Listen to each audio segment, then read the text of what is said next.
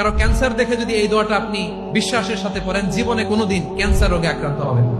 দুর্ঘটনা দেখে যদি পড়েন, ওই দুর্ঘটনা আপনাকে স্পর্শ করবে না। যে কোনো কারো বিপদ দেখে যদি কোনো বিশ্বাসী বান্দা এই দোয়া পড়ে, বিশ্বনবী বলেন লাম ইউসিবহু যালিকাল বালা, ওই বিপদ তাকে আর ধরবে না। উফিয়া মিনহু মিন যালিকাল বালা কাইনাম মা কান, সে যতদিন হায়াত পাবে কোনোদিন ওই বিপদ তাকে স্পর্শ করবে না।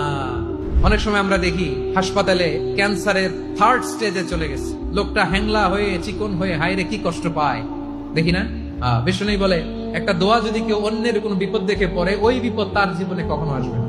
অনেক সময় হয় যে আমরা মহাসড়ক দিয়ে যখন চড়ি, দুর্ঘটনায় আইরে আল্লাহ, দুর্ঘটনায় মানুষের মাথা একদিকে দেহ আরেকদিকে, এরকম হয় না? আল্লাহ তুমি হেফাজত করো।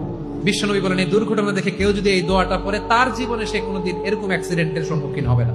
শুনবেন, বিশ্বনবী বলেন অন্যের বিপদ দেখে কেউ যদি পড়ে আলহামদুলিল্লাহিল্লাযী আফানি মিম্মা বতালাকা বিহি ওয়া ফাদ্দালানি আলা কাসীরিন মিম্মান খালাকা তাফদীলা, মানে প্রশংসা সে আল্লাহর, যে আল্লাহ তাআলা তোমাকে যেই জিনিস দিয়ে পরীক্ষা করেছে আমাকে ওইটা থেকে বাঁচিয়ে দিয়েছে।